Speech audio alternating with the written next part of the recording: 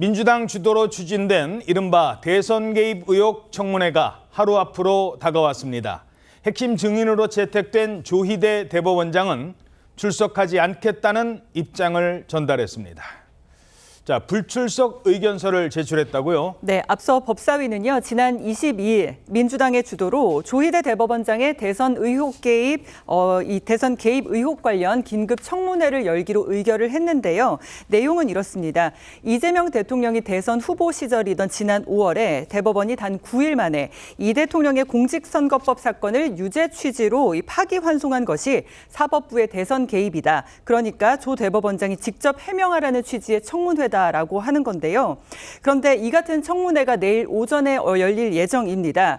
그런데 조희대 대법원장은 지난 26일에 이 국회 법사위에 내일로 예정된 청문회에 출석하지 않겠다는 내용의 의견서를 제출했습니다. 조 대법원장은 의견서에요. 사법의 독립을 보장한 대한민국의 헌법 그리고 합의 과정의 비공개를 정한 법원 조직법 등의 그 규정과 취지에 반한다라면서 헌법과 법률을 준수해야 하는 저로서는 청문회에 출석할 수 없다는 입장임을 말씀드린다고 밝혔습니다.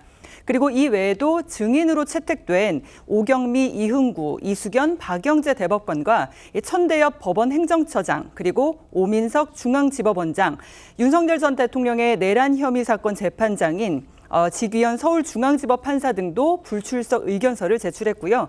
참고인으로 채택된 한인섭 변호사 역시 지방 강연을 이유로 불출석 사유서를 제출했습니다. 조 대법원장 그리고 대법관들이 불출석을 결정한 겁니다. 이러자 민주당은 재차 압박에 나섰습니다. 태산이 높다 한들 하늘 아래 매입니다. 하늘 위에 사는 사람은 없습니다. 입법, 행정, 사법부도 다 하늘과 헌법 아래 존재합니다. 사법부는 하늘과 헌법 위에 존재합니까? 조희대 대법원장이 불출석하는 것 자체가 입법 부정이요, 삼권 분립을 부정하는 반헌법적 행위 아닙니까? 얼토당토하는 궤변하지 마시고 당당하게 국회 청문회 출석해 진실을 밝히시기 바랍니다. 어떤 반응이 나오고 있습니까? 지금 보신 대로 정청래 대표 말대로 불출석 의견서 뒤에 숨지 말고 당당하게 나와라 그러면서 이 청문회에 나와서 본인이 저지른 만행에 대한 진상을 밝혀라. 만행이라는 게 지난 5월에 있었던 이재명 당시 후보의 공직선거법 위반 그 파기환송 그 판결을 말하는 거죠. 판결에 대해서 진상을 청문회에 나와서 밝히라 이겁니다. 그래서 정청래 대표가 그런 얘기도 했습니다. 사법의 독립이라는 게 이 의혹이 있는 판사를 국회에 부르면 안 되는 그런 방패가 아니다. 선왕부적 방패가 아니다. 그래서 궤변하지 말고 당당하게 출석하라. 당당하게 요구를 하고 있고 또 여권에서 문제 삼는 부분이 바로 이 부분입니다. 그러니까는 지금 대법관이라든지 대법원장이 낸 게 불출석 사유서가 아니라 불출석 의견서라는 부분을 문제를 삼고 있습니다. 사유서와 의견서가 뭐가 다른 건데요?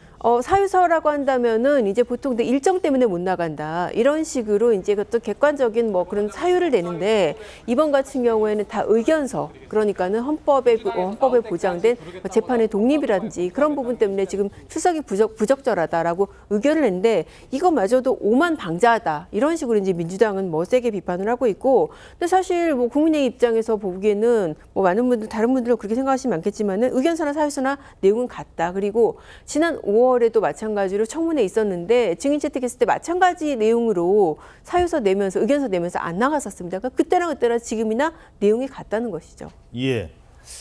자, 여권 일각에서는 조 대법원장에 대한 탄핵 이야기도 나왔는데요. 실제 이 탄핵이 진행될 가능성 있는 겁니까? 일단 여권 일각에서 강도 높은 주장이 나오긴 했습니다. 조국혁신당 같은 경우는 이미 탄핵 소추안에 대해서 작성해둔 것으로 전해지고 있는데요. 황운하 혁신당 의원 같은 경우에는 이재명 대통령에 대한 상고심 재판이 이례적으로 나왔을 때 탄핵 사유라고 보고 탄핵 소추안을 준비했다라고 하면서 스스로 거취를 결정하지 아니하면 탄핵 소추뿐만 아니라 특검 추진이 불가피하다라는 강도 높은 입장을 전하기도 했었고요.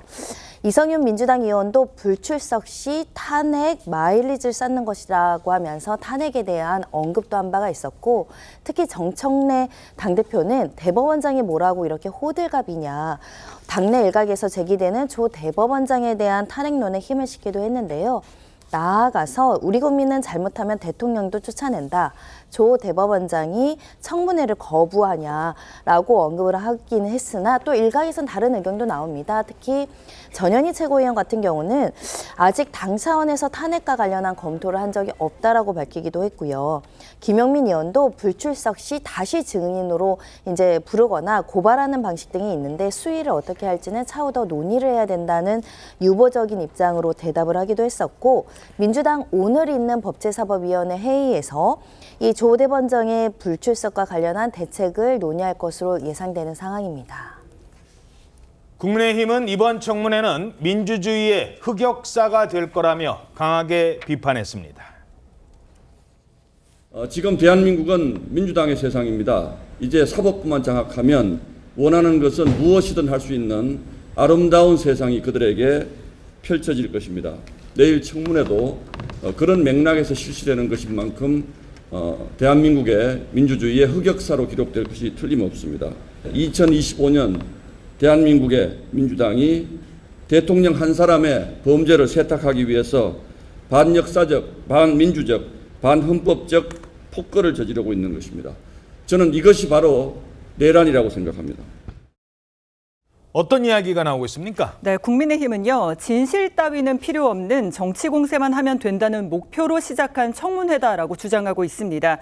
민주당이 대통령 한 사람의 범죄 세탁을 위해서 폭거를 저지르고 있고 이것이 바로 내란이다, 이런 주장인데요. 박성훈 대변인은 논평을 통해서 민주당이 조 대법원장을 향해서 마지막 기회라고 운운하는 건 견제가 아닌 조폭식 협박이다라고 비판을 했습니다. 그리고 송원석 원내대표도 대법원장을 내쫓으려고 하는 건 군부 정권에서도 없었던 일이라고 이제 이야기를 했는데, 당 일각에서는요, 조 대법원장에게는 출석을 강요하면서 김현지 비서관 출석 요구는 차단하는 민주당의 모순적 태도라는 지적도 나오고 있습니다.